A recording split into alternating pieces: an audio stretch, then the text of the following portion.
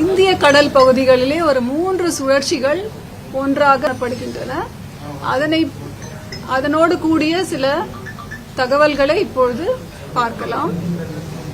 முதலிலே அந்தமான் கடல் பகுதி. நேற்று 23ஆம் தேதி நவம்பர் மலாக்கா நீரிணை மற்றும் அதனை ஒட்டிய தெற்கு அந்தமான் கடல் பகுதிகளில் நிலவிய ஆழ்ந்த காற்றழுத்த தாழ்வு பகுதி இன்று 24ஆம் தேதி நவம்பர் மலேசியா மற்றும் அதனை ஒட்டிய மலாக்கா நீரிணை பகுதிகளில் நிலவுகிறது. இது மேற்கு வடமேற்கு திசையில் நகர்ந்து தெற்கு அந்தமான் கடல் பகுதிகளில் காற்றழுத்த தாழ்வு மண்டலமாக அடுத்த 24 மணி நேரத்தில் வலுப்பெறக்கூடும். மேலும் அதே திசையில் நகர்ந்து அதற்கு அடுத்த 48 மணி நேரத்தில் தெற்கு வங்கக்கடல் பகுதிகளில் புயலாக வலுப்பெறக்கூடும். வங்கக்கடல் பகுதிகளிலே நேற்று 23ஆம் தேதி நவம்பர் குமரிக்கடல் மற்றும் அதனை ஒட்டிய பகுதிகளில் நிலவிய வளிமண்டல கீழடுக்கு சுழற்சி இன்றும் அதே பகுதிகளில் நிலவுகிறது. இதன் காரணமாக நாளை குமரிக்கடல் மற்றும் அதனை ஒட்டிய இலங்கை தென்மேற்கு வங்கக்கடல் பகுதிகளில் ஒரு காற்றழுத்த தாழ்வு பகுதி உருவாகும் வாய்ப்பு உண்டு. அதன் பிறகு அது வலுவடைவதற்கான வாய்ப்பும் உள்ளது. 3வது சுழற்சி அரபிக்கடல் பகுதிகளில் தென்கிழக்கு அரபிக்கடல் பகுதிகளில் நிலவிய வளிமண்டல கீழடுக்கு சுழற்சி இன்றும் அதே பகுதிகளில் நிலவுகிறது.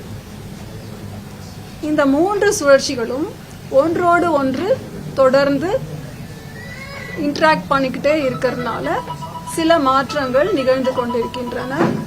அது எந்த திசையை ஒன்றோடு ஒன்று இன்டராக்ட் பண்ணும்போது இந்த குமரிக்கடல் பகுதியிலே நிலவும் சுழற்சியும் மலாக்கா மலேசியா பகுதிகளில் நிலவுகின்ற அந்த சுழற்சியும் இணைந்து கூட ஒன்றாக சேர்ந்து நகர்வதற்கான வாய்ப்பும் உண்டு. பொறுத்திருந்து அடுத்த சில நாட்களில் அது எவ்வாறு நடக்கும் என்பது பொறுத்திருந்து வரும் நாட்களில் பார்க்க முடியும். கடந்த 24 மணி நேரத்திலே பார்த்தீங்கன்னா தமிழகத்தில் வடகிழக்கு பருவமழை மிக தீவிரமாக இருந்தது. பெரும்பாலான இடங்களில் தமிழகத்திலும் புதுவை மற்றும் காரைக்கால் பகுதிகளிலும் மழை பெய்திருக்கிறது. 4 இடங்களில் அதி கனமழை பெய்துள்ளது. 15 இடங்களில் மிக கனமழையும் 76 இடங்களில் கனமழையும் பதிவாகி இருக்கிறது. ஊத்து அதிகபட்சமாக 23 சென்டிமீட்டர் பதிவாயிருக்கு. 4 முக்குல 22 சென்டிமீட்டர், காக்காட்சியில 21 சென்டிமீட்டர். இது மூன்றுமே திருநெல்வேலி மாவட்டத்தில். அப்புறம் சேத்தியாத்தோப்பு கடலூர்ல 21 சென்டிமீட்டர்.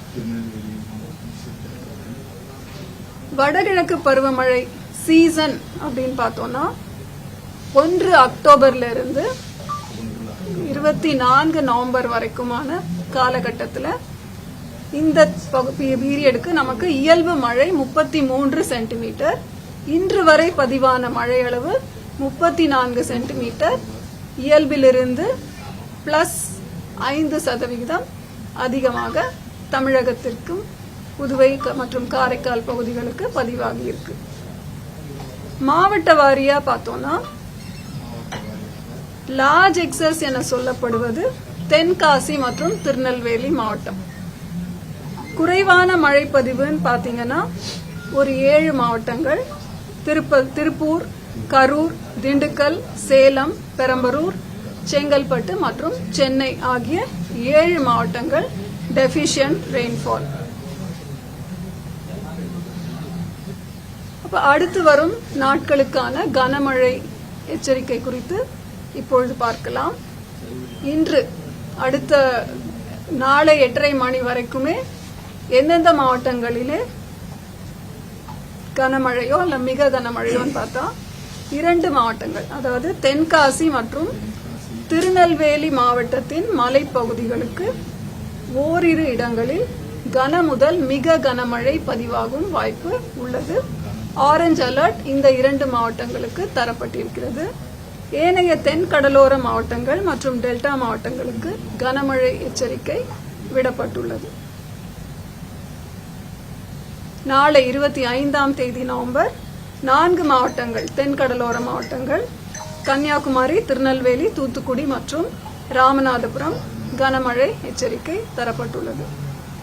26ஆம் தேதி நவம்பர் தென்கடலோர மாவட்டங்கள் மற்றும் டெல்டா மாவட்டங்கள் 7 மாவட்டங்கள்.